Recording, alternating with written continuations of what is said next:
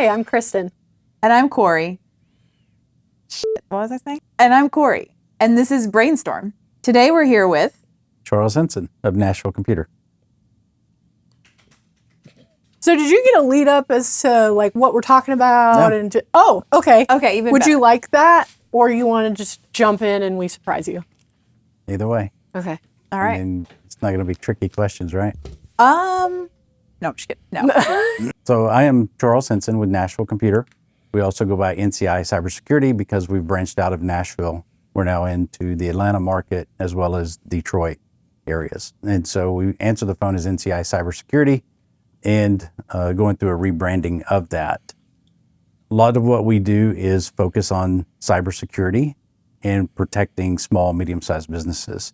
And we become the IT department for those businesses. I have been on this journey for over 33 years, and I've seen a lot of things change with technology and how companies can become victims. And so we always start with that security posture instead of letting security take a back seat.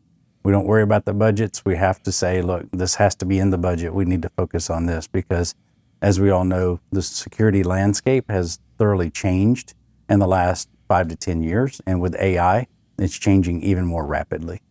Yeah. How do you and your team keep up with the changing landscape? We're constantly looking at articles. We're looking at threats that have happened. How did these attacks happen? And then what's next? And what are we seeing out there? We go to industry events that are specifically for IT and hacking type events. And we talk to and work with like the FBI and the CIA, and we ask them like, what are they seeing? How are you seeing this? We hosted an event last week, and we had the cybercrime FBI agent there speaking to prospects as well as clients on what he has seen in the past and what he sees coming in the future. And so really it's just about educating ourselves, continuing to dive into like the Microsoft issue that happened over the weekend with SharePoint. You know, the engineers actually deep dive into that and say, okay, what happened? Will this affect our clients? Is there anything that we need to do? Are there any zero-day threats for us that we need to take action on? And really it's just staying in the know and not taking a blind eye to security. You hear the news, you hear somebody had an incident or a breach, we take a deep dive in to find out why. How did they get in? What did they uncover during that incident response team going in and finding that they'll release out to the public to see. Sure. What are some of the more common ways that you see people kind of infiltrate companies? Is it something as simple as someone accidentally clicked a link, or is it just so varied it's hard to? Yeah, the business email compromise is the number one way that they're getting into, the number one way that they're attacking. And what they do is they look to see, can I send a fake invoice? Can I send an invoice that's going to prompt for a username and password? And chances are, if you get those kinds of things, you need to stop, call the person and say, hey, did you really send me this? And think, why is it prompting me for my username and password? Because most documents that somebody sends you won't do that. It's typically a link that's going back to them.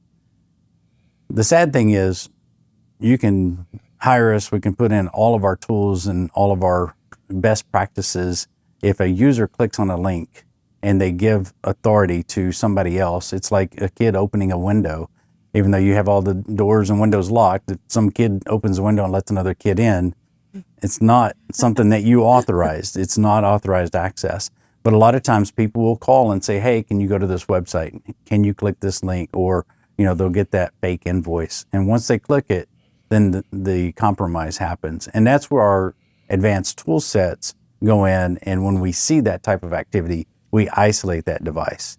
So through the years, it used to be, you know, it would happen and then they'd call us and we'd say, okay, let us look at it. And they said, oh, by the way, I sent it to 3 other people and they couldn't open it either. And then we would have to go and find everywhere it is. The tool set that we have today actually allows us to see that in real time. We see that they clicked it. We see that it's having that conversation with Russia, China, wherever, and we isolate that device. And then we look at the rest of the perimeter of the network and keep an eye on it for at least 2 to 3 weeks to make sure that nothing else has happened on that machine. But then we go isolate that one issue that happened. So, but business email compromise, people are busy.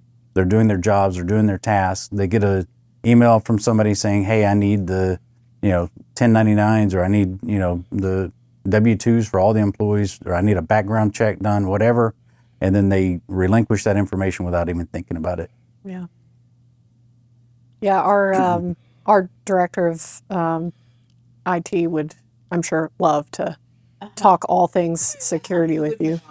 Yeah, absolutely. But does a great job about teaching us on links and suspicious emails and doing like phishing tests and things like that. So it's just always interesting to me to hear, like, outside of our industry. Obviously, banking is a pretty popular industry to hack since we have people's money. What are some of the more common industries that you've seen that are targeted for hacks, or is it, again, just varied? No, honestly, it used to be, let's target this company. Now they take a shotgun approach, because what they will do is they'll compromise somebody's, let's say that they went on the dark web and AT&T had the issue, right? Yeah. AT&T now has millions of passwords exposed. Now they're going to email somebody at that email address and say, hey, I have your password. This is what it is. I see that on the camera you've been doing some things you shouldn't be doing. I'm going to send the information to all your contacts if you don't pay me $500 or $1,000. And so now it's just taking a shotgun approach of attacking even individuals. And so when you get those things, you have to stop and think, okay, do they really have access to my system, or is this part of that AT&T breach, or some, Comcast or somebody else's incident that happened that where they gained access to my old password? And then so just be thinking about that. And then the other thing too is the targeted attacks that we see is primarily not specifically at banks, but it's more of that home loans and the closing. The closing attorneys are getting targeted. People, the title companies, and the simple thing that we tell people to do is, and I, when I closed on a home, I just helped my daughter buy a home, and I said, look, don't send me the wiring instructions with all the digits. I want you to leave some of the digits out. If you send me all the digits, I'm not wiring the money. And, I had the conversation with them, because I don't want to wire money to something that you sent me via email or even in your online portal. I want to be able to pick up the phone, call you and say, here's the digits that I have, verify the person is, answering the phone that I called, and then get those missing digits. Because when I wire that money, if I wire it to the wrong person, I'm out the money. Gone, yeah. Right? The chances of getting that back are very slim. Interesting. I wonder if they thought, okay, this guy's in IT, he's asking us to do spend. They appreciated the fact that I was asking for that. They should implement that for everybody, truly, if Yeah. it's that much of an issue with fraud and people, losing money on wires. And, talking about everybody should implement that. That one of the things that I would say is that, like, families need to have a security code, because with AI being what it is today, there is an AI Charles out there. And if you go on YouTube, you'll find him. He's there and he's talking about cybersecurity and things. It looks like me, it sounds like me, but it is not me making the videos. My team has made them. The company we work with made the videos, but I'm not wearing jewelry in those videos. And so the difference is I don't have my wedding ring on, I don't have my bracelet, my watch, things of that nature, because it was all green screen. And I wanted to be able to say, look, this was the AI version, and this was... Here's the tell. This, That's your tell. This is the telltale. Yeah. So Wait, are you being serious? Yeah, I'm very serious. That's scary. Oh my. To what is the end goal of someone putting in the effort and the resources, whatever they may be? What is the end goal of making a fake AI version of you and your content? Well, let's just say the reason I said everybody needs a family password is because grandma has, $400,000 or $500,000 or more in her bank account. She gets a call from the grandson saying, hey, I've been kidnapped. They're holding me hostage. They want you to wire this money over to them. And if you don't wire the money, then we're going to kill the granddaughter or the grandchild or whatever, right? So that is one case. In other cases of business, they used an AI-generated executive to get on a Zoom call with employees. He gave them specific instructions on what to do, and it was not the CEO or the executive of that business. And so with that, they're using this to manipulate people and make it look like they're, it's like me, my team. If I were to get on a call with them and say, hey, I want to do some wire transfers to this company, I need you to wire this over, from my other bank to INS bank, and that happens, right? Like I was on vacation, I was out of the country, and I told Terry, hey, I need to send some money over. Well, she asked me like 10 different questions to verify the validity of who I was. And then she was like, well, don't give me the routing information. I'm just going to go look in the filing cabinet and get it myself. And I'm like, okay, great. So my team is already looking at that. But the problem is we have this older generation that is not familiar with technology. They're not up on what is AI. They don't understand that somebody calling in may not be that person calling. And then the steps that we're taking at our IT company is we have two-factor authentication of people. And so when somebody calls in and they say, hey, I have a problem, I need help with this, I need my password changed, or I need this email box set up, we authenticate them by sending them a passcode, and then they have to read that code back to us. If they can't give us that, we're not going to help them, even if we recognize their voice, because the tools are out there and they're getting better and better every day, and people can manipulate and use those tools for their financial gain and to make people, lose their money. Right. We actually had an employee on my team received a call, and it sounded like his mom was calling and saying that like she was in trouble and I think it was like being held at gunpoint. I can't remember exactly. This was like a year or two ago. And basically it was like, if you Venmo him $1,000, like they'll let me go. And so he sent $1,000 via Venmo, and then called his mom after to be like, all right, like, is it good? Like, are you good? And she was like, what are you talking about? Exactly. And so they made it look like it came from like her number and had her voice. And somehow he was able to get his $1,000 back. I think he moved pretty quickly. I've never heard of a case where you can Venmo money and then claw that back. Gone. Yeah. I'd be so upset to be ransomed for only $1,000. Only 1,000. You might find this interesting, though, Charles. I just read an article the other day that Sony has released the market's first camcorder that records authenticity data along with video clips as like metadata as part of the video file, like embedded in the video file. I only skimmed it, so I don't know the in-depth details, but people are thinking about how to embed authenticity metadata into video files. Yeah, that's interesting, because you want to authenticate that is actually you True. Yeah. there, Yeah. right? I mean, there's so many people now, like you can go out on a forum and say, hey, I found this old black and white photo of me and my grandmother on the beach, back in the 50s or whatever, 60s. And people will not only make it full color, but then they'll animate it and automate it. And it looks like that picture just came to life, and the waves are coming in, the people are moving. And I mean, it's really cool, but it's really scary because now you can take almost anything and manipulate it and say, okay, well, this is just a picture of me. Now it turned to animation of you. So they take a still photo and make it a movie. And so, it doesn't take much for AI to be able to adapt to that voice and to that picture and or video, and you can be compromised. And we saw this with the deep fake with Obama. The guy was standing there, recording himself talking, and you saw, President Obama at the time talking, and it was clearly this guy, making him say whatever he wanted to say. And so you have to check the validity of everything. And, my wife hates technology, and she'll be on YouTube and she's like, no, that's fake. No, that's fake. She said, that's AI generated.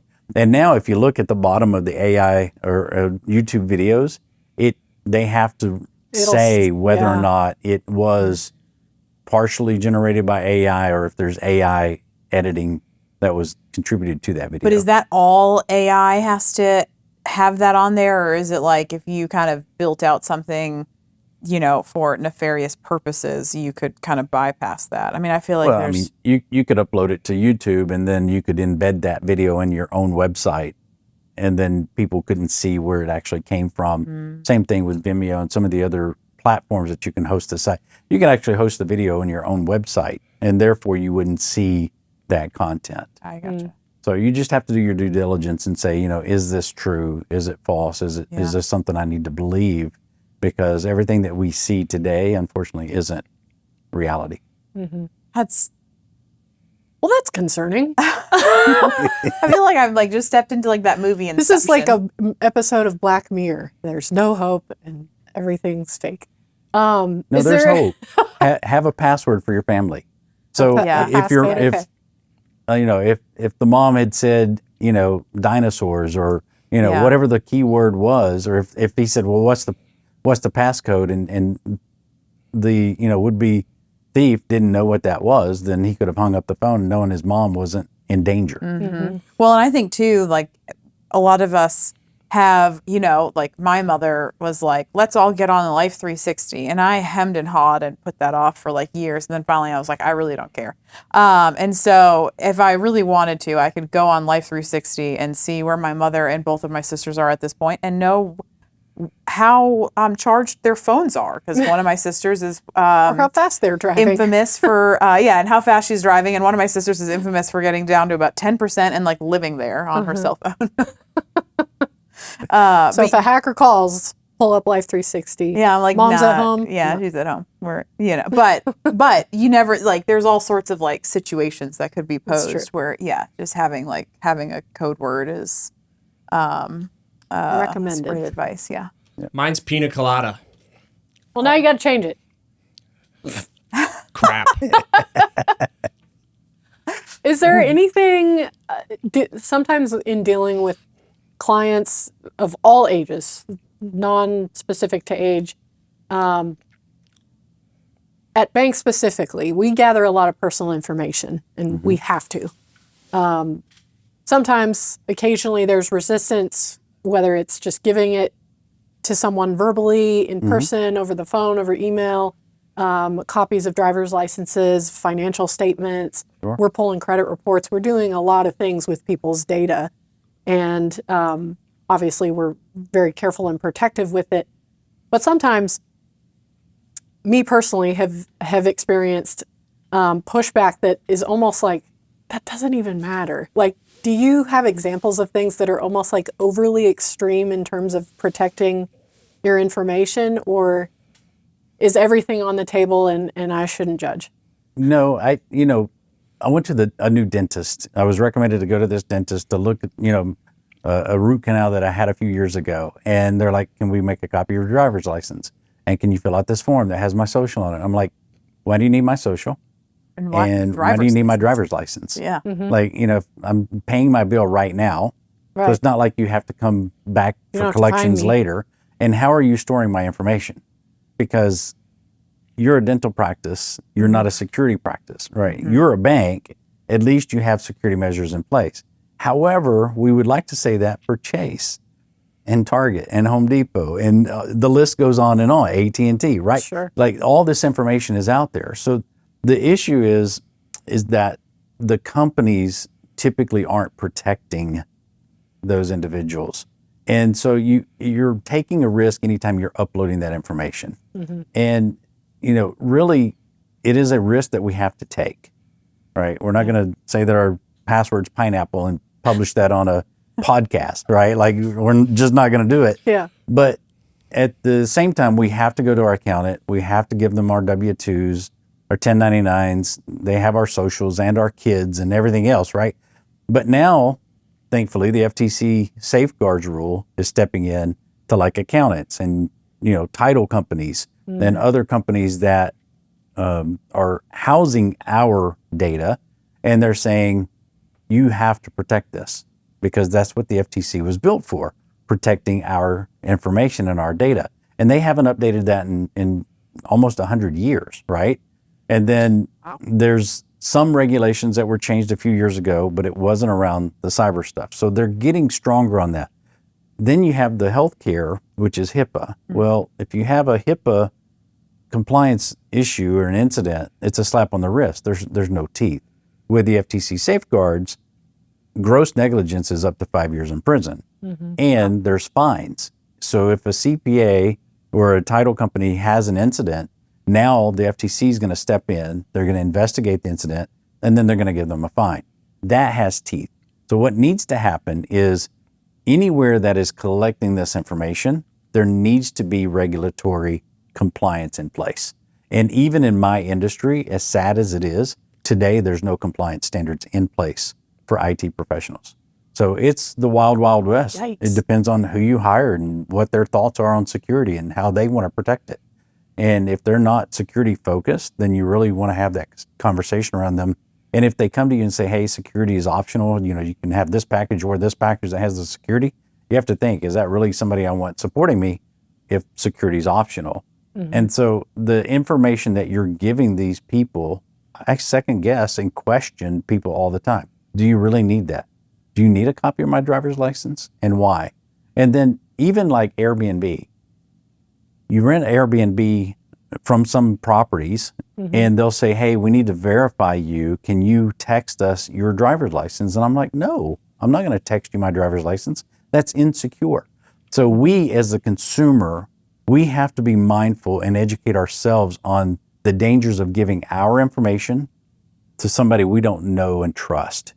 That host that's hosting that Airbnb, I don't know them. I don't know where they live. I have no recourse to go after them. If they get, compromised, if they got compromised, I promise they'll never tell me, mm-hmm. right? And so to your point is second guess, should I give this information up? How are you storing the data? And can I see what your IT policies look like? And if they don't have that, then I'd just say, sorry, I'm not going to give you my information. I promise you, you guys have regulatory compliance. You mm-hmm. have policies, procedures in place, 2FAs verified, everything here. Your IT guy, the reason he doesn't have time to do other things is because he's busy protecting the client's data. Right. He's busy protecting the data of all of your clients. Right. Well, earlier he protected me from some spiders. So he's, all around. He's working hard. He's multi-talented for sure. I like to picture Jason as a mother albatross in a nest, and the eggs are the data, and he is, he goes out to periodically collect the things that the data needs. Yeah, but he's like a mama bird, protecting the data in the nest. He's very protective. Vivid imagery. Thank you, Matt, for that. I'm also so curious how the dental office responded to your request. Yes. Why do you need my driver's license, and can I see your IT security policy? It wasn't mandatory. It wasn't mandatory. I mean, I had already paid them. I could see needing your dental insurance card, mm-hmm. but the driver's license is you're like, do you need to know that I'm why do you need to know that I'm licensed to drive? Transport myself to my appointments? Yeah. I'm not illegal. Right. Yeah. Even then you can just flash it. You don't have to take a copy of it, mm-hmm. if that's what they're getting after. Uh-huh. Anyway, that's very interesting. Well, I guess in the sense of kind of going back to what we were talking about earlier, where, your people are sort of your weakest link. What are some, I know there's a lot of password apps and things out there that people are using. What would be some of your recommendations for having these long, complex passwords, mm-hmm. but keeping them somewhere that you can actually access and remember what it was? Sure. So there's several different products out there. I don't have one that I say, oh, I love this product. Mm-hmm. Each one has its own little quirks. LastPass has had a couple of incidents. Okay. Those passwords were encrypted, so today the vault hasn't been broken as of yet. But LastPass is what I used for years, and it asks you for the master password. And once you have put in the master password, then you can scroll through and see the other information that's in there. The great thing about using a password manager is that if you have duplicate passwords, it's going to notify you and say, hey, you have duplicate passwords. So it teaches you password hygiene. Don't reuse the same password mm-hmm. on any two sites, mm-hmm. no matter what. Okay. And then the other thing is the auto-generated passwords are very long and complex, mm-hmm. and that's what you want from a password standpoint. We had some password cracking software a few years back talking about ongoing training and how do you beat the system. And we would create passwords and then dump it into this program to see how long it would take. And the more complex the password it was, the longer it would take. And some passwords we put in there, we let it run for like 3 weeks and it never found Oh, wow. all the characters. It found a few of the characters, but it didn't find them all. But, a lot of people use very weak passwords, things that they I can love my remember. dog 6'7". Yeah. Asterisk. Yeah. Or password Or 1 2 3. Or a 3 instead of an E, right? Like, I mean, Oh, all yeah. those, the password guessers are going to automatically do that. They're automatically going to fill those ins. The A's or ats, The those- eyes are exclamation marks. Yeah. Right. Yeah. Right. Not that I've ever done that. Yeah, sure. Of course not. And I definitely have different passwords for every application. Everything. Every single thing. Is Well, so I guess how do you feel about like the because my my husband and I have two different views on this. So he has a password manager on his phone, and whenever he sets a password, he just like looks at things around him and pulls a few words and then adds a couple numbers. And then he stores it in the password manager. And I am someone who loves that Safari will automatically generate a password for me and then store it so that the next time I go in, it's automatically going to input my username and password. And a lot of the like financial websites, they have the dual factor authentication, that sort of thing. But I guess what are your thoughts on those two models, if you will? Well, as long as he's not using this one and that one, Oh, right? no, Like, if yeah. it's something random every single time, Yeah, then that's he's okay. got a bookshelf and there's like a bookshelf in his office, and he'll just pick a couple random words from titles and like author names and just throw a couple words together. Yeah, it's okay as long as it's long and it has There's extra characters in Okay. it. Okay.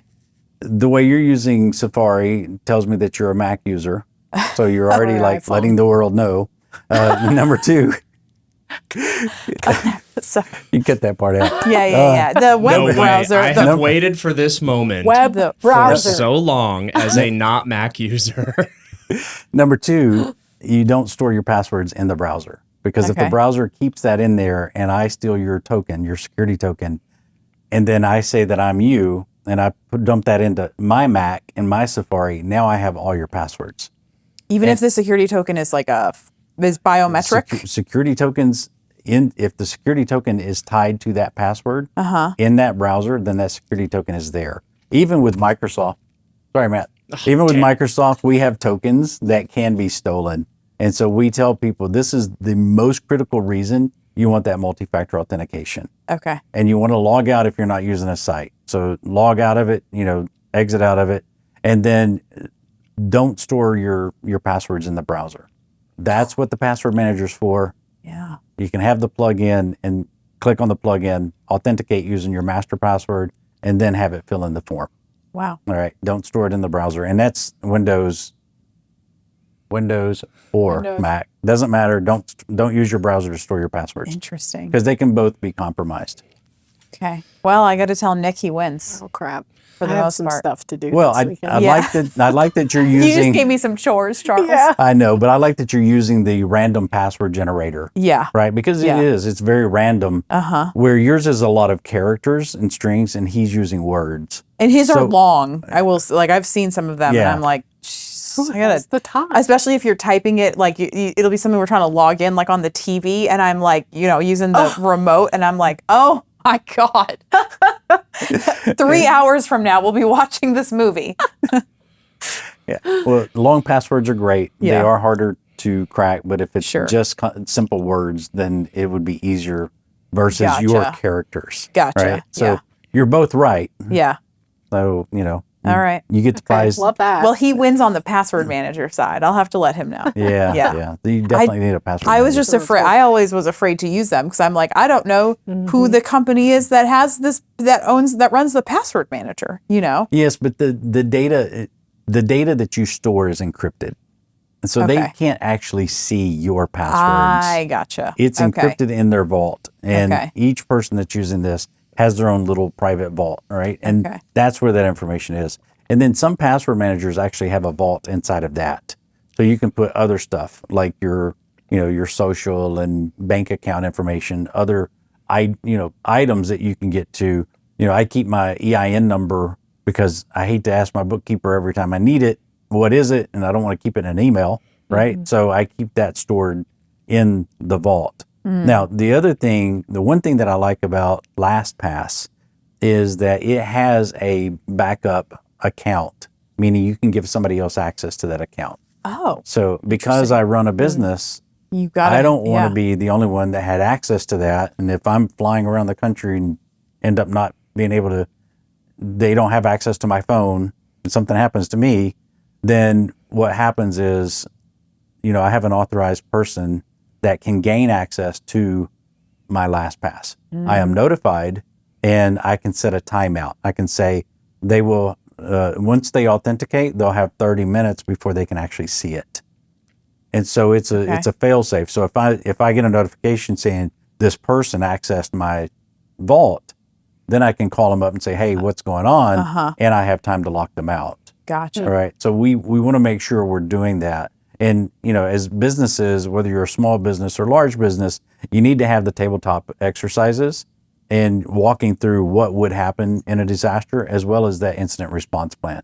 So one of the tabletops that we did was what happens if Charles dies? He's unconscious. He's in a coma. We got 20 some odd employees, and what happens next, right? So my son has check writing privileges. My family has check writing privileges, so that in the event that something happens, the business doesn't just stop. And as entrepreneurs, we need to remember that we can't hold the keys to everything. We need to be able to say, what's the contingency plan? Sure. Even for our families. Sure. Yeah, that makes sense. So as endlessly fascinating as this is, and I could have the entire podcast about my random information security questions. Same. I want to pivot a little bit more to Charles, the individual. So correct me if I'm wrong here, but in terms of kind of doing some of my due diligence before our chat today, it looks like were you an employee at Nashville Computer before you were an owner? I was. Okay. Yeah. Can you talk about that journey from kind of employee to owner and how that came about? Sure. I started in 1991 as a part-time employee. Oh, wow. And they wanted somebody to work in the morning.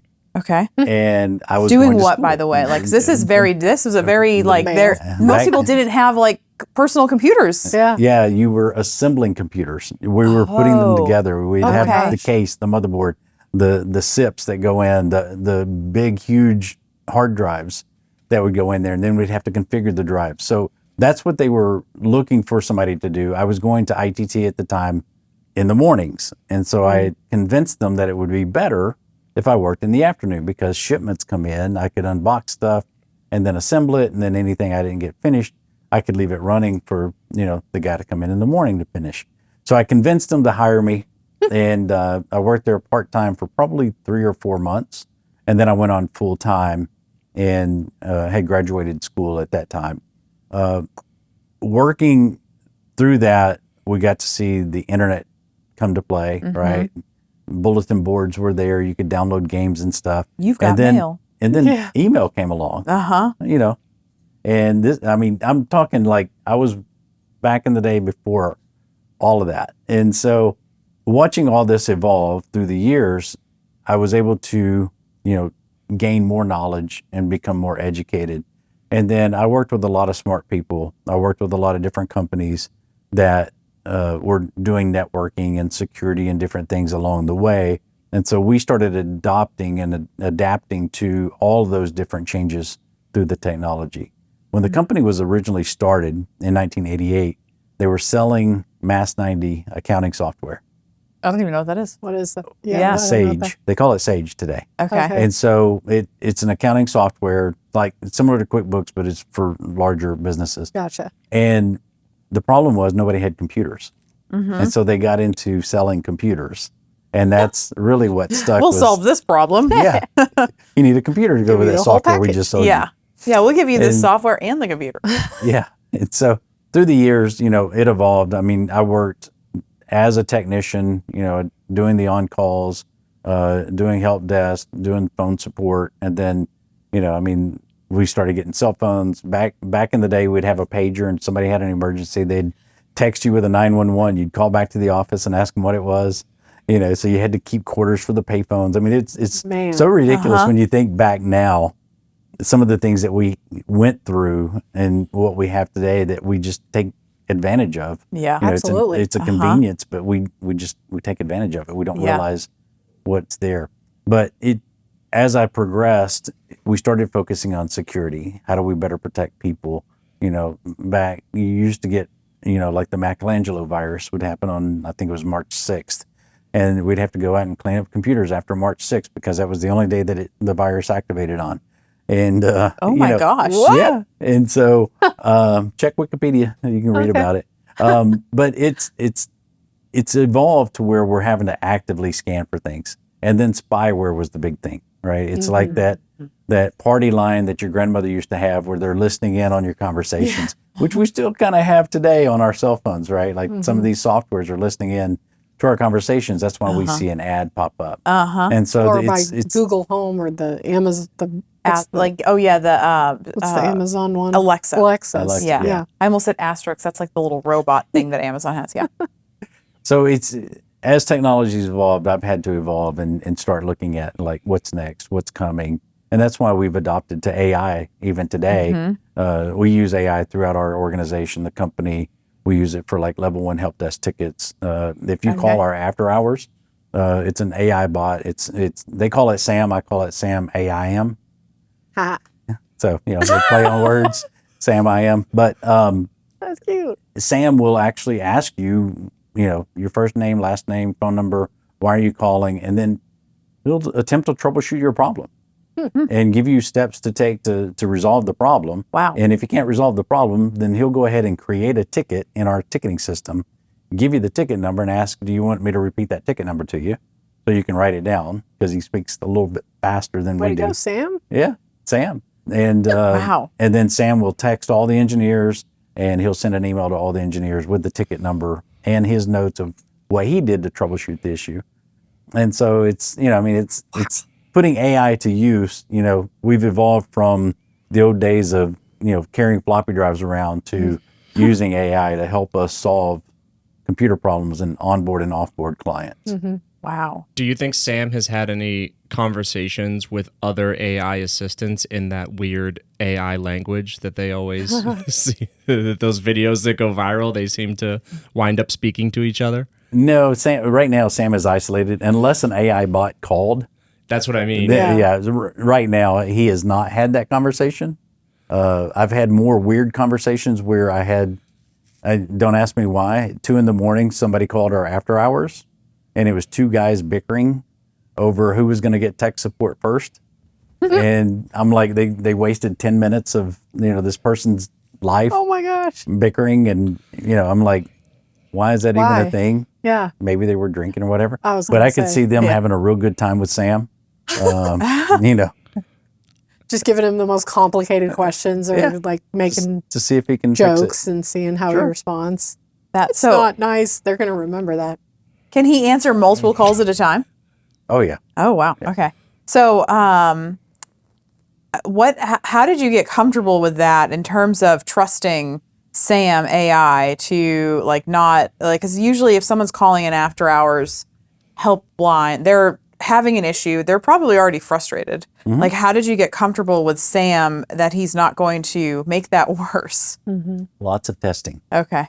So if you call in to, let's say that you missed your flight and you call American or Southwest and you're in the airport and you get that automated message, right? You want to throw your phone. You want to throw your phone, punch a but the wall. problem is the intercom comes on in the background. It's like, I'm sorry, could you repeat that? Oh. Well, Sam doesn't do that. So you can walk into a crowded bar or a nightclub, whatever. You can call Sam and he's going to talk to you and avoids Block the out the- outside noise. Interesting. And so he asks first name, last name, phone number, and then he verifies that information. And then he asks, what's your problem? He verifies the problem. Then he starts asking, do you want me to help you troubleshoot this? And if you say, no, I just want to talk to somebody, he'll say, okay, let me get your ticket number for you. Can I create a ticket for you? Yes or no? And they say yes. And then the ticket, he reads you the ticket number. And so we did a lot of testing. And I have to say that some of the AI bots didn't fare so well. But the bots can handle multiple calls at a time, and some companies are using them for outbound. like calling to leave messages and voicemails and things of that nature. And they can make like 1,000 calls in a minute. Oh So my it is God. massive. I got one amounts of calls. last night. It was a appointment confirmation, but it was, Oh yeah. hello, your appointment is Tuesday at blah, blah, blah. Like, Yeah, this whole thing. Exactly. And it's probably doing that at, 5 p.m. when they close, and everybody that's 5 days out and just, And it's probably done in 5 minutes. yeah. How did you know, you mentioned going to ITT for school. Mm-hmm. What was your path in leading to wanting to go into, whether it was IT, security, maybe you didn't know? Did you have kind of a path in mind for, how you wanted to use your education? Sure. So how did I get on that path is what you're asking. Yeah, we're going way back now. Yeah. So I was raised on a farm, and we had to get well water out of A the farm well. in Tennessee, or Yeah, okay. West Tennessee. And I mean, it was rural Tennessee with well water and the So whole you works. could be considered back then off the grid. We had electric, Okay. but we burned wood and we used the water from the well and the cistern for bathing and things. So I worked on the farm, hauling hay, starting around 13, 14 years old, driving a tractor, doing those things. And I watched my brothers working in factories. And after high school, I said, I'm going to take a year off. I don't want to go to school. I've been in school my whole life. So I took a year off. The recruiter told me it was the worst decision of my life because I'd never go to school and make anything out of myself. Oh, I that's said, nice. okay, I'll That's take that kind. chance. Yeah, that's you good. know. So I went to work at a factory, working third shift, making radiators for land movers. So these radiators were large enough to park like 2 full-size SUVs on. Like they're huge, massive devices. Well, a machine ran the drill press for that. And so it would drill hundreds of holes in this metal. And when the machine would break, it was run by an IBM computer, the tech would come out. And so I got to know the tech very well because in 86, 87, the machine broke a lot. And so he was there a lot, and he was working on the computer, and he was talking about traveling all over. He goes to all these different manufacturers and fixes their computer and reprograms it and does that. So I really got my interest from that. And he was telling me how many computers that he was responsible for taking care of. And I thought, wow, this is the way, this is evolving to a lot of industry is going to start using computers. Mm-hmm.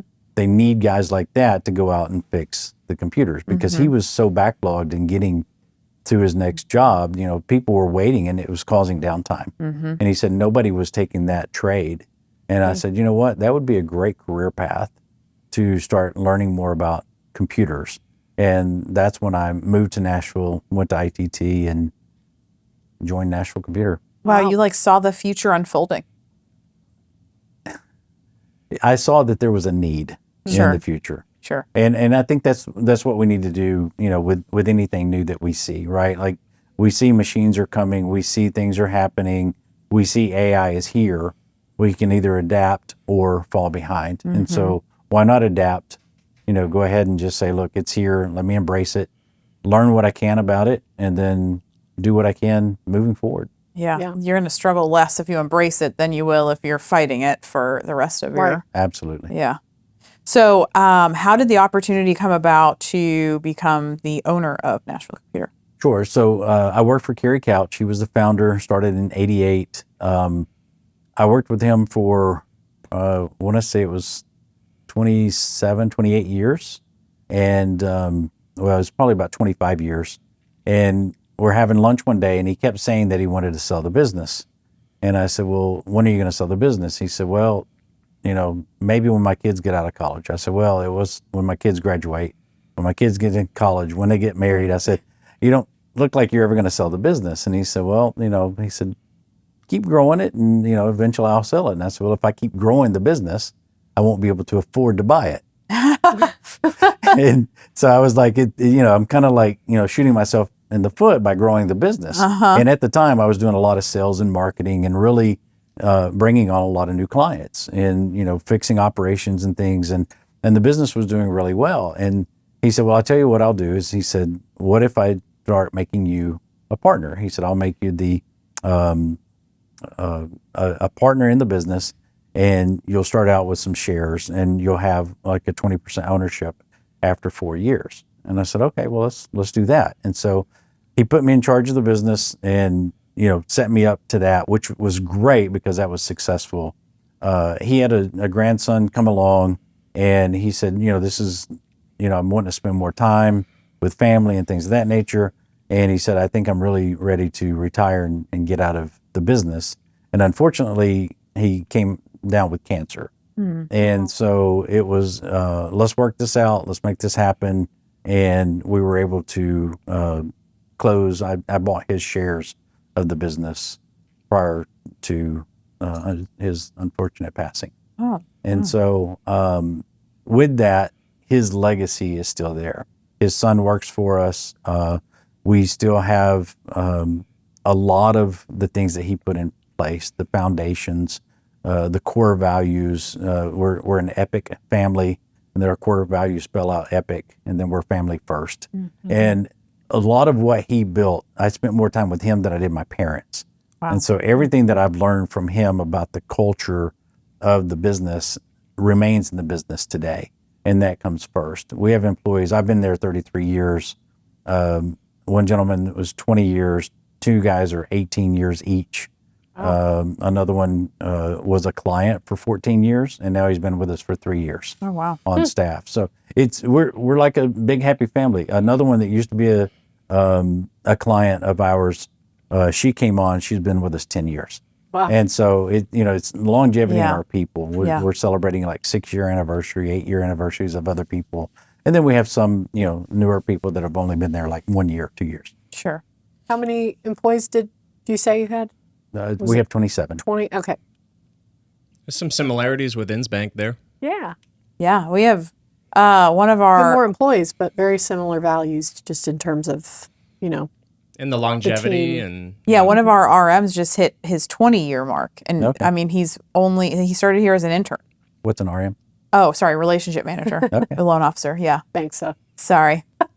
I try not to throw any acronyms out, the IT geek speak. So And I So I didn't have to even ask. I didn't even think about it. I'm sorry. that's okay. We have we have some, and I think 6 people are here from when we were founded. First founded. Yeah. Oh, nice. We're 25 years old this year. Oh, okay. So. Well, Yeah. Hobby Lobby used to be our client, Oh, okay. and those trains messed with their printing and network all the time that run through here. Really? Yeah. Oh, we had the worst nightmare working on the IT trains? equipment in this The old Star in train? this building. Wow. Yeah. So That's hilarious. yeah, it was partly their equipment too. Being the age that it was. Sure. Uh-huh. But yeah, I mean, I Wow. don't know if you knew this place what it was before you guys moved Yeah. in. But yeah. Well, so fun fact is my boss, so we've made a couple of movies.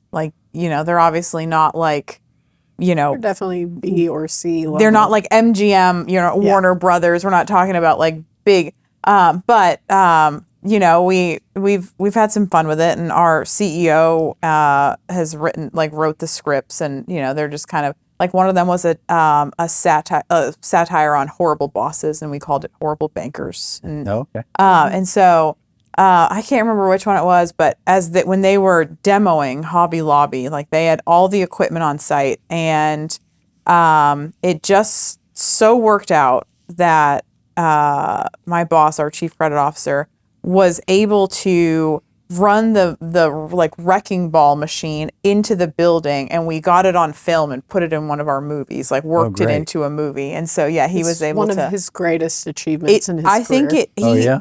he jokes that it was the best day of his life, even including the birth of his children and his marriage to his wife. And I don't know if he's joking. I don't think he's I don't know. Hitting something with a wrecking that's ball funny. it'd be high ranking. I don't know if For it's better than my sure. children, but Yeah. Well, he didn't say Pretty up there. better than his children. He just said, that It's up there with day. it. Yeah. That Gotcha. day could trump the birth of his. Yeah. Yeah. So yeah. So where do we see these movies? Are they online? Um, YouTube? That's for internal that's- use. That's well, no, because we've premiered. Pina colada. We premiered the last one at the movie theater in Green Hills. Like, oh, when they first. like I think it was the third before mine. one. It was right before me as well. And so, it must have been like 2017 because I was here in Yeah, I got here in it's 2 years before 2018. me.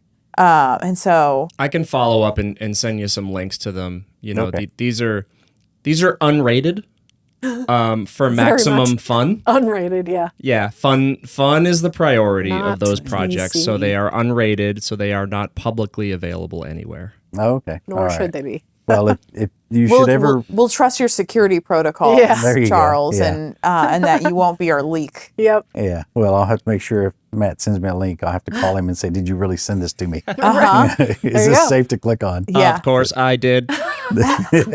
You'll have to come up with a code word before you Pineapple. leave, Yeah. just to be sure. You're the previous owner of the company, Carrie. Carrie. Was he someone that you looked at as not only probably your boss, but a mentor? And what were some of the things that you learned from him during your career? Well, yeah. I mean, he was like a father figure. I mean, I have my parents, and they lived in West Tennessee, but working with him every day, coming in every morning, he'd say, "Hey, Charlie, come see me when you get a minute." That was his favorite line. Every morning he'd tell me that, and then I'd go up and sit in his office and we'd chat and talk about different things. What I learned is take care of people. Ask, what can I do to help you? Nurture the people that we have, and then take care of clients, but most importantly, take care of the people that take care of those clients. And he would do things. I used to say he's such a tightwad because he would say, "Hey, Dell charged us $60. Call them and get that refunded. That's $20 in shipping that we shouldn't have paid because the amount was over this." And he would find little nitpicky things where it's like, "Hey, we got billed twice for this and it was $37. Let's get that refunded." And then when it came time for Christmas, he would go to the warehouse store down here in Hundred Oaks, and he would buy 200 jackets and bicycles and all this stuff, and as donations, and he would give that out. And then when it came time for Christmas at the office, we do Dirty Santa, and he'd probably spend $2,000 or $3,000 on gifts. And then we do Dirty Santa, everybody goes around, they get a gift, they pick a number, and then somebody can steal the gift from the other person. And so, you would think he was a tightwad, but at the end of the day, the money he was watching spend inside the business, he would use to help other Give back. people Yeah. and give back to the community and things. I can't tell you how many computers went to Lighthouse Christian Academy and different churches and organizations. It'd be like, "Hey, I need you to build up these 5 machines. We're donating them over here to this organization." And so he was very giving, but if you just looked at one side of it, you'd think, "Man, this guy's a Scrooge," Yeah. right? But that's something that I learned from him.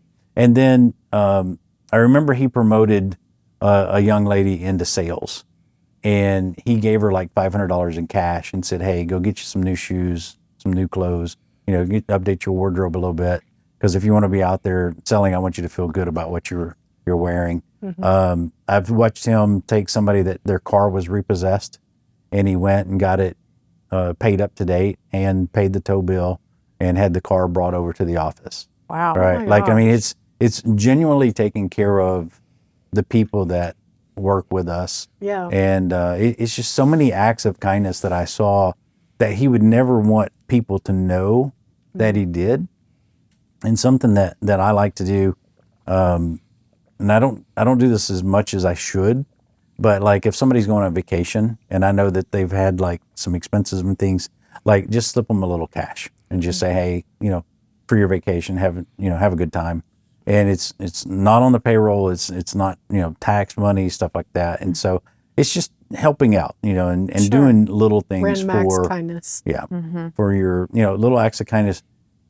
You primarily do it for that, and then you do it for your clients as well. So I ran into a client last night at the Sounds game, and one of the ladies there, the office lady that was there, and with her husband and her daughter, and the husband said, "Yeah, I've never been able to catch a baseball," and And the daughter said, yeah, I want a baseball, and I'm sitting over behind the dugout, and they throw balls all night long. So, I got a ball, took it over to her, and she was just like elated, right? Aw. Like it's the little things that you can do, and that you think about, listen to what people say, and then you can take action on those little things.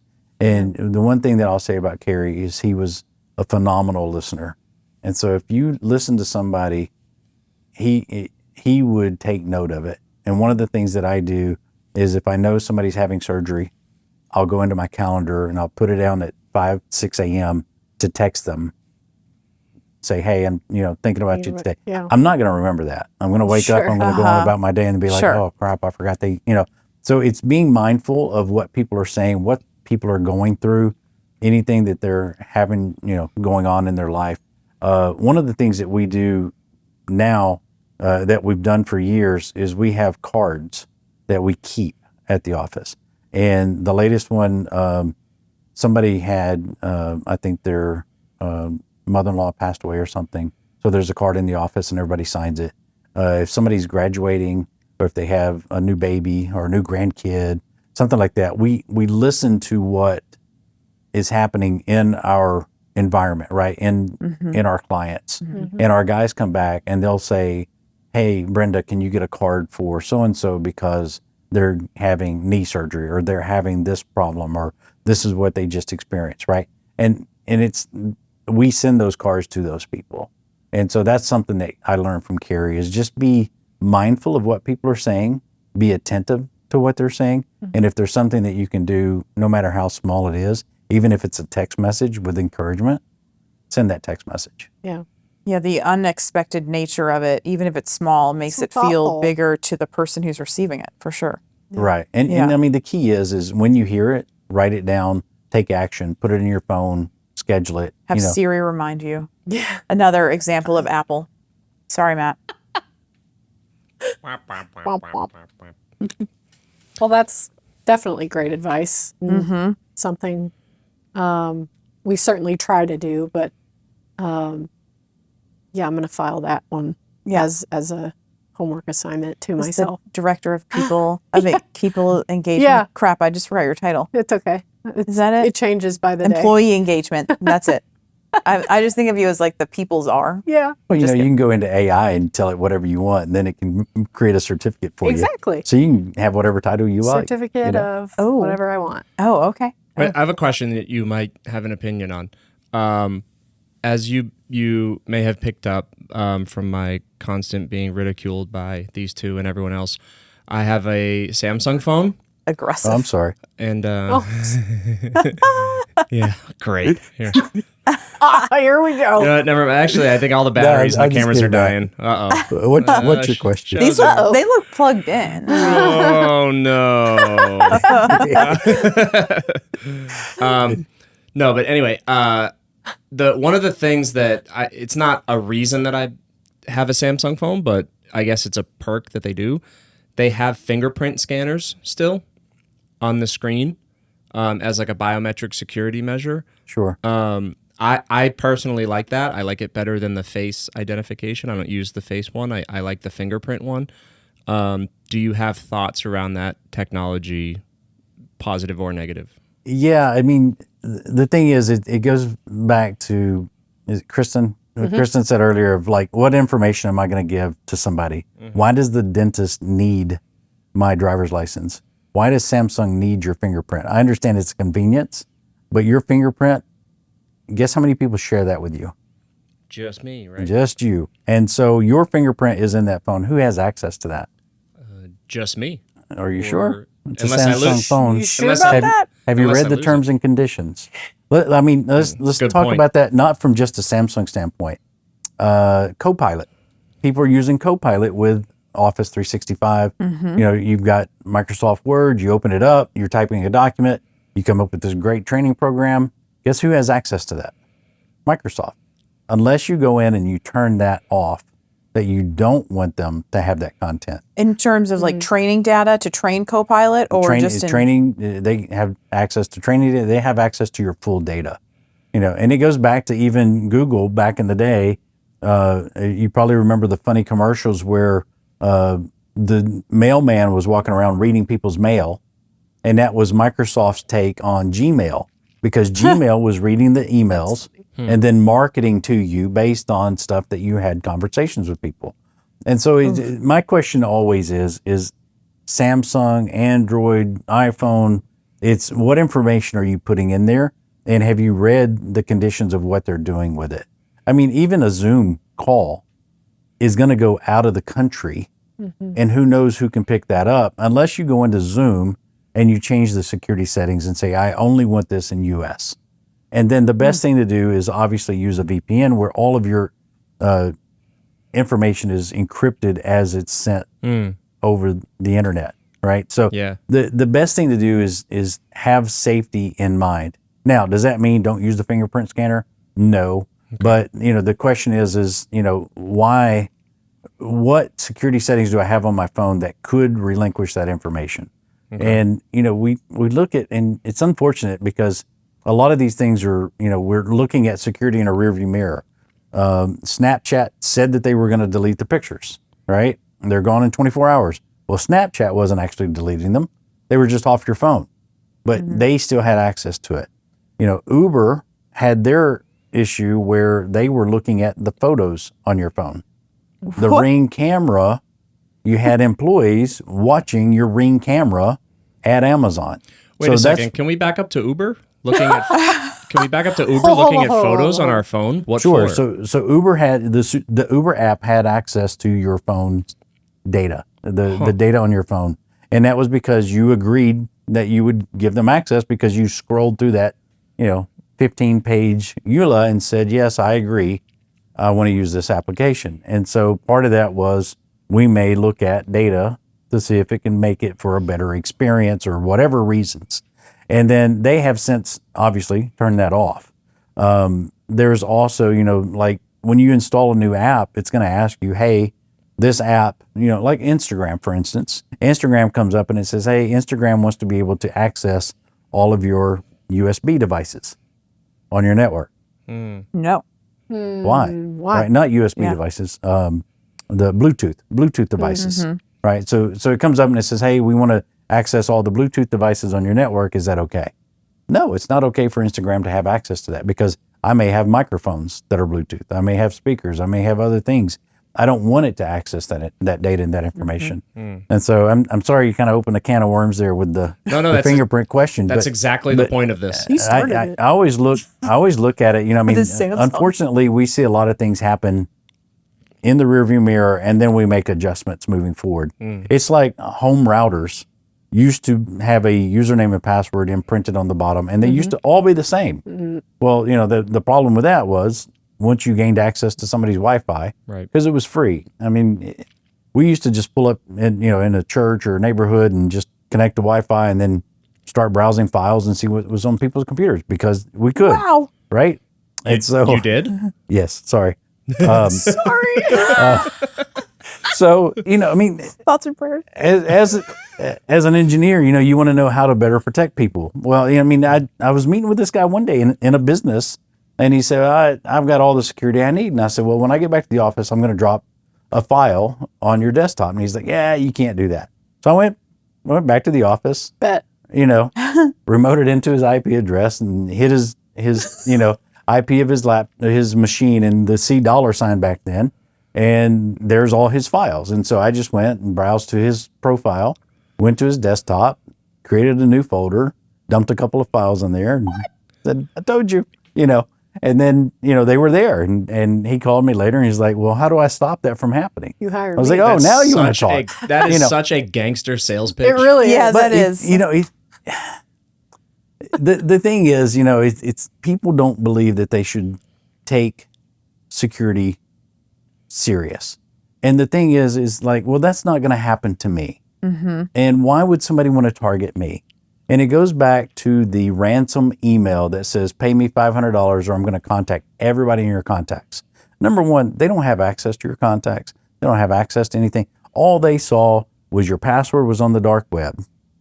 And they knew that password belonged to that email address. So they emailed that email address with the password saying, I have compromised your system. Well, they really haven't. They know the information that was leaked by AT&T or some other service, right? MSN, Yahoo, whatever Credit it was, bureaus. whoever it was that leaked our data.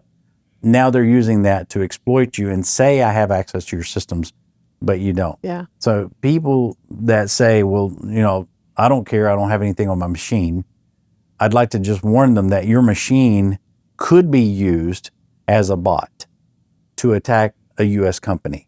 Because one of the things that we do in our firewalls is we block all countries except for the U.S. So nobody from the outside of the U.S. can gain access to that system, even through the VPN.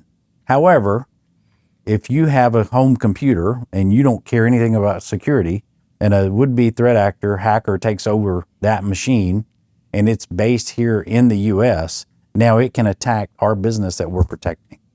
And so even this bank, the IT guy probably has it set up to where nobody outside the U.S. can log in unless they use a VPN. Yeah. But no, not even with a VPN. That's how we get vacations around here. If is we go leave out of the country, Well, he look at that. deactivates our, we Yeah, don't no exist. email, no Teams. And for a day or two, you're like, I feel like I'm missing an arm. And then afterwards, you're like, whoa, this is nice. This is what vacation's supposed to be. Yeah. So we have, the software tools that we use allow us to allow logins from those countries. So when I was out in Scotland, Ireland, England, touring and visiting Amsterdam, I was like, I needed to approve payroll. So I had That's to important. I had to Fair. communicate with my security guy, and I'm like, okay, here's my dates of travel, here's the countries I'm going to, and this is where I'm going to need access. And so I was able to gain access to that. When I was in Ethiopia and I needed to wire money, that was a different story. That sounds sketchy. Yeah, that's. It is sketchy because I needed to wire money Yeah. to a vendor. And you were because legitimately in Ethiopia. I was. This isn't okay. I thought Yeah. you were saying No. like You were like like a- No, I a was fake there. Charles Prince. was No, no, it wasn't the AI Prince Charles. of Nigeria was hitting up Nashville No, Computer. I spent a month between there and Nairobi. Oh, wow. And what I did is I had to VPN into the office. And our VPN even has two-factor authentication. So we authenticate into there, and then I was able to access the bank account and do what I needed to do. But it's that taking that privacy of whether it's a thumbprint or facial recognition or installing an app and just scrolling through and saying I agree. We have to think as a consumer, what information am I just giving out there? Because big data is $1 billion industry, and they want to sell our data. And so they want to listen in. They want to know that we're looking for a new coffee maker, or, we're having a new grandbaby. Target has figured out, like if you go into a Target and you're shopping, your credit card is tagged to an ID that they have on you. And what they've understood is that if they have free Wi-Fi in Target, and they have a young lady walking in there and she's in her first trimester and she's walking through the baby aisles looking at things and making her registry, they're going to start targeting her because they have big data. They have access to the information. She's using their Wi-Fi. She's in that area of the store. It's so convenient. I know it sounds scary, but this is the reality of where we are. And this has been happening for years. Then you start getting the pamphlets. And I used this in one of my seminars was, Target was emailing or mailed a pamphlet to this girl's home address, and the dad got it, and he's like calling Target and saying, why the hell are you advertising my daughter all this baby stuff? Little did he know she was actually pregnant. And so Target knew that she was pregnant before she told her dad that she was pregnant. It's so uncomfortable. And so don't use free Wi-Fi. I did just see a whole thing about that on, I'm trying to remember where, that like basically, yeah, because you go to, like I had a doctor's Hotels, appointment today, and when you get in there, something about the stores. building, I have like a bar, and then it's like, well, free Wi-Fi, and you got to check in on the website, and you're like, Yep. Yeah. Yep. It's a whole thing. That's Yeah. scary. It's called a VPN. so I have two more questions. So one, this is kind of small, but I have a VPN on my home computer, which yes is a Mac, and it there are certain websites that I'll go to log in, and some of them are like financial institutions, and it will not allow me to even access the website until I turn my VPN off, and then I can go and log in and then I have to turn my VPN back on when I'm done. I would call that organization and say, why is this happening? Interesting. Okay. Are you blocking this, or is there a reason you're blocking this? I am being secure. I want to make sure that I'm accessing the proper site, and that's why I use a VPN, because I want everything encrypted. Okay. And so I would have the conversation with them. Pick up the Okay. phone, call them, and say, "Hey, can I talk to somebody about why I can't gain access to your site unless I turn my VPN off?" Okay. Interesting. Well, I guess in kind of the grand scheme of everything we've talked about today, that's scary. Technology obviously has some pretty significant benefits in terms of like productivity and improving sort of the quality of life in many ways for a lot of people. But I guess if you had to kind of rule yay or nay on sort of technology, like if you could take us back to 1950 or kind of stay on the status quo, what would be your choice? I would definitely go with technology. Okay. I feel the issue is a lot of these apps draw us in, and over time what happens is we end up wanting that endorphin high of, has somebody liked my post, has somebody seen my video on Instagram, am I seeing this, or am I going to have FOMO, fear of missing out if I don't check the latest feed. And I feel like a lot of people fall into that tunnel of scrolling. Oh yeah. And finding, Doom scrolling. what's Yeah. that? Doom scrolling. Yes. Yes. And the echo chamber, like I feel this way, and then I find 5 other people who feel this way, which entrenches me in feeling this way. And so I'm not exposing myself to other lines of thought that might make me think more critically about something. Yeah. And the other thing is, because I have grandkids, I don't like to turn the TV on when they're at the house and let it play all day. Sure. I want to create Their a game. brains are I just want to melting. create something, right? I was looking around the house and I was like, oh, I have Post-its, and I had a piece of cardboard. So I built out this grid and I posted it on the little mirror in the foyer. And on every postcard, I put a letter of the alphabet and 1 through 10. And then I hid them throughout the house. And so their job was to go around the house to find the like hide and letter. seek. They find a letter and then they go and they match it up with the letter on, they're 2 and 3. Yeah. And so they had so much fun, and it lasted like 3 hours. And you're Amazing. like, my job is You done. can just doom scroll while they're running around. then you get to sit back, watch some TV, have a, Yeah, no thanks. That's smart. But yes, technology, it's good. It's great that it's here. It's great that we're using it. Has improved a lot of things, our lives. We have a whole new generation that's going to thank Miss Rachel, like I think Mr. Rogers. We have that. I loved Mr. Rogers. Yeah, I know, right? R.I.P. And Yeah. so it's good as it's evolved, but I feel like we should be limiting it to what our kids are doing, because there's so much of this. Our kids feel like what they see is reality. And let's be honest, we could stop here, pose for a picture, and we're smiling, yet we're talking about the threats and the dangers, right? But if somebody just saw that picture, they're like, oh man, they're having a great time. conversation. Yeah. Right? But and that's the thing, is everybody's out to family dinner and they smile and they pose for the picture, but everybody's quarreling and everybody's arguing, and we've got the dysfunctional teenagers and everything going on. The kids that see, oh, these other teenagers have the Mustang and they have this car, they have that car, right? And they're like, why can't I have those things? In comparison is the thief of joy. It's all comparison. And so there's things that I hate about technology, and there's things that I love about technology. I love how efficient it can make things, and how we can use AI to make things better and come up with new things, and it can teach us things, right? Like really quickly. And you can use AI over a search engine and find your answer super fast, instead of scrolling through 3 different websites, right? Yeah. Trying to look for the answer through the ads. You can just ask AI, how do I bake salmon, right? Yeah.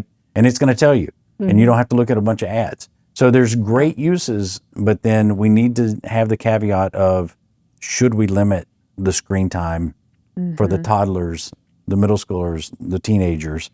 Because perception is not always reality. And that's the thing that we're really struggling with. And it's not just here, it's everywhere, that, teens are on this downward dive of having to have drugs, talk to psychiatrists, have, help and needing help because of all the things that they're seeing and absorbing, and they're feeling that this is the way it should be, but I don't have that. And they so- also don't have the language to develop, like, kind of talk about that and feel that in a way that's like responsible. That's right. Yep. Yeah. No, it's heartbreaking. Good question. I am glad that I came about, like, Facebook wasn't available to me until I was a senior in high school. Yeah. And I'm very thankful for that. And even then it was like you had to have, I just happened to have a college email address. So I took like a dual enrollment class my senior year, and you had to have a college email address. And it was just like, you just said random statements, like you put a random statement out there, and it was, What are you feeling today? Yeah. Something. But I literally just downloaded, well, maybe I'm contributing more to the problem. I literally just downloaded an app yesterday called Be Present, because I saw it, ironically, in an advertisement on Instagram. And I was like, I'm so, like, as you know, every, like, in the morning when my alarm goes off, and at night when, like, we're done eating dinner, I'm, like, comfortable. And I'm like, well, being on my phone is, like, how I can stay. That's my excuse to, like, just stay in this position that I'm in. And, like, I'd rather be reading a book or, like, going for a walk or doing anything. And so I got this app that, like, I can tell it, like, only let me log into Instagram 5 times a day for 5 minutes at a time. Oh, And then I like that. And and then it has like certain hours where I can like go in and like block all the apps that I don't want to access. Do you know how many pickups you have a day? I don't yet, because I just started, but Oh no, on your iPhone. the screen time. If you grab your iPhone and just swipe, It's right over there. you can look at it, and it'll tell you how much time you've used on each app. Excuse me, throughout the day. Yes, the screen time. And it'll tell you how many pickups you have, how many times you've picked up your phone. Yeah, how many times have you picked up your phone and looked at it? Oh, Jesus. And it's usually somewhere around 200 in a day. Yeah. Well, I could see that. Yeah. Well, and especially Sometimes like, I just check the time. Like I'll tap it, Yes. even though I have a computer. And I have a watch. Yeah, no, it's so I'm trying to like take steps to like get out of that, because it becomes like a crutch. And and then my husband was like, be careful, because now you're going to just start like next thing you know, you're going to be scrolling Amazon just because you're so bored. Boost. I mean, there's great technologies that are out there, right? And it's the question again is, who has access to your data, and are they tracking it, and what do they see, right?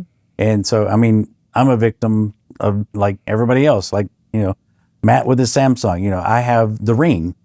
The thing about the Ring is it tells me if I got good sleep, if I didn't get good sleep, it tells me if my temperature's higher than normal. It's telling me that something's straining my body. So it's keeping up with my health. But what I have noticed over time in using it is, I've cut out alcohol because the pattern of The drinking. sleep, same. I know, Yeah. right? Like cutting out alcohol has said, okay, well, you get better sleep. And then my resting heart rate has dropped. Yeah. So if I don't eat after 8 o'clock now, I get much better sleep.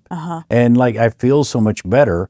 But it's that information that I would not have known had I not been using technology to track it. Yeah. Now the question is, what can they do with my data, with my heart rate and my sleep patterns? I don't know. I haven't figured that out yet. But like, technology can be used for good things. And so my resting heart rate used to be somewhere hovering around 100, and now it's 60. Dang. Yeah. Holy cow. Yeah. I was very stressed and like, chaotic during the day. And now I'm very mindful of like taking those periods to, really sit and analyze what am I stressed about? What can I handle? What am I responsible for? Stress What am I is- responding to? Yeah. Right. Yeah. that's causing the stress, because What's stress triggering is this? self-inflicted. Yeah. In Yeah. honor of your new resting heart rate, I will not tell you what I think they want to do with all your biometric All data. right. Thank you very much. Yeah. Yeah. I think my resting heart rate is like, it's in the like mid 50s. And as a consequence, when I am at work, like Garmin has this sleep battery, or body battery. And so it gives you like, it will spike like orange and yellow when you're in like high stress, or it's blue when you're like calm. And so pretty much every work day, is just like a big old block of like yellow and orange. And and it'll tell you when there's like high stress times. And like yesterday there was one and it was like a 3-hour block. And I was like, I thought I was having a pretty good day. Like it actually like, felt pretty good. One of I do wonder if like, you know, my resting heart rate when I sleep makes like, you know, the watch think that like if my heart rate's like 85 that I'm like going crazy. So, but yeah, that's one thing that I've known. But yeah, the drinking has been, I do way less of it because I can notice, even if I just have one drink, I can have one drink and see the effect on my sleep and Yeah, it makes absolutely. me crazy. Yes. Corey, how much do you hate the passive aggressive language of the Garmin software? Like when you don't get a good night's sleep. Oh, You'll go to check on your body battery. Non-restorative. Yeah, and it'll be like, listen to your body today. And Yeah, I'm and like, it'll be like shorter. watch your tone, Garmin. Yeah, it'll be like something along the lines tell me of what to like shorter than like needed, and I'm like, don't judge me. Less than ideal. Yeah, You're like, less than ideal. That's You're a one. watch. Shut up. Oh my God. And it will, or like I'll be going to start a workout, and it'll be like, well, you should probably rest today, and I'm like, Not happening. Why don't you rest, watch? Turn it off. Let me take you off and charge you. well, if I took it off, then the workout doesn't count. So. I got to get that data in there. Yeah. So, thanks for joining us today. We'll see you next time on Brainstorm.